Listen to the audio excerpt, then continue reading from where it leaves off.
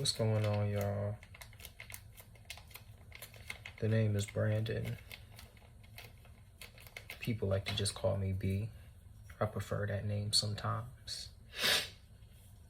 Just bear with me while I'm getting ready to make some tea for myself. This is the tea I'm taking tonight. The sleepy time tea. It's like I think it's like chamomile, passion flower, catnip, peppermint, and I think it's got mugwort in it.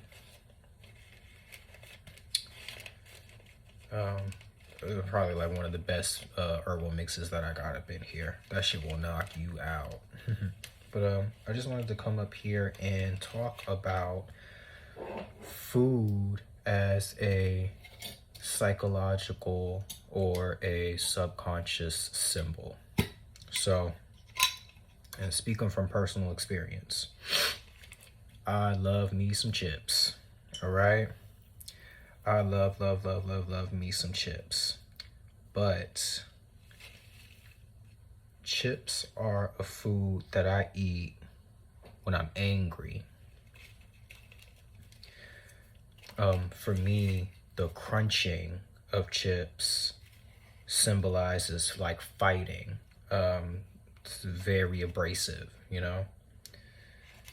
Since I'm not physically putting my hands on anybody, you know what I'm saying? The food, it comes out that way in how I'm eating. So, because chips are something that I run to when I get angry, that is, you know, chips for me symbolize anger. Ice cream for somebody might symbolize sadness. Chocolate may symbolize loneliness, you know, things of that nature. What are the emotions that you have and the foods that you have tied to them? Now, the reason that I'm bringing it up as a subconscious symbol is because there are two ways that it'll play out. When you're feeling some type of way, when you're having some sort of emotion, you're feeling stressed, angry, sad, whatever it is, there's a food that you will run to. Now, the second way it may play out is in the event that you grab that food and you are not having that type of emotion, you're kind of just mindlessly grabbing it, or even like, you know, hey, I'm out, let me just grab a snack. I can grab chips, that's quick. It's not going to fill me up, but it can get me going.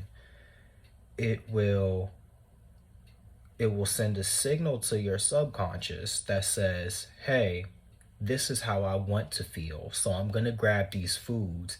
That way you can make my environment look like this when I come across it.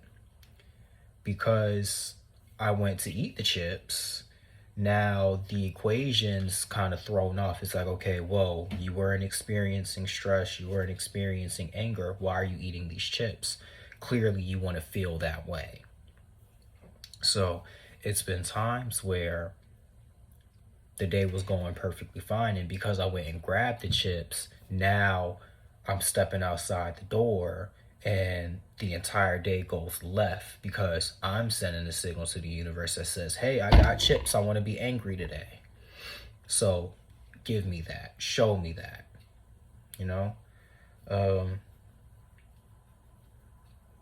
Be mindful of that.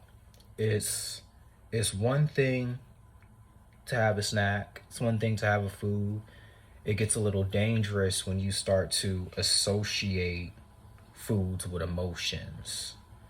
That's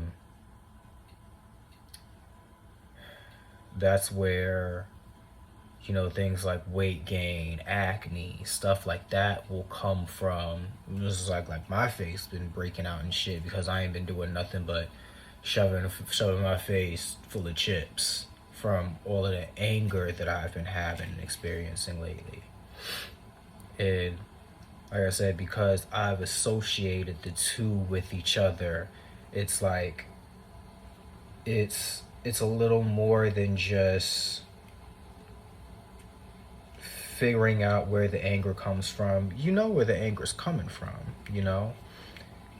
But now you got to do the work to disassociate the food and the emotion from each other, you know? So there's work that I personally have to do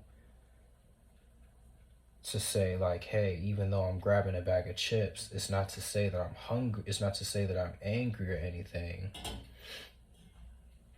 And then even then, like I said, it's the crunching is associated with fighting, is associated with anger. All of that has to be eradicated, you know, so that I'm not eating to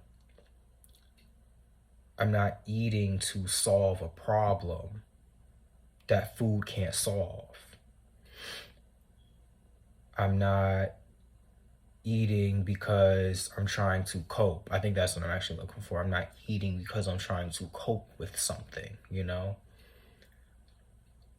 But then that's where eating healthier, being aware of the foods that you're eating, and this is just a short version of another video that I'm getting ready to do called It's Not Like, Is It You That's Actually Hungry?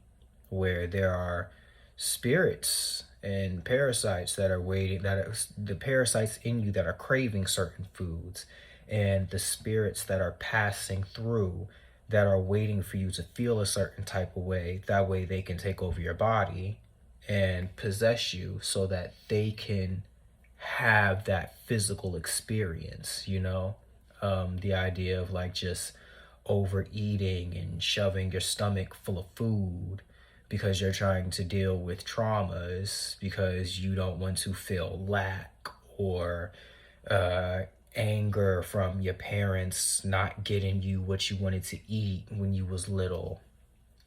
And so you're trying to cope with that by shoving your face full of food so you don't feel like you won't have, or you feel like you now have control over, you know, your own decisions, but you're just like allowing yourself to be run into the dirt because a spirit does not have a physical body, so overeating is not going to affect them, it's just going to fuel them. Whereas us, you know, we have a stomach that only has a certain capacity, and going beyond that is extremely damaging. It's damaging psychologically, it's damaging to the actual body, where it's causing you to shut down so that the body can do what it does naturally. And now it has to work into overdrive, which is taking away from which is taking away from you actually even being able to go about your day, because now you have to take a nap, the itis.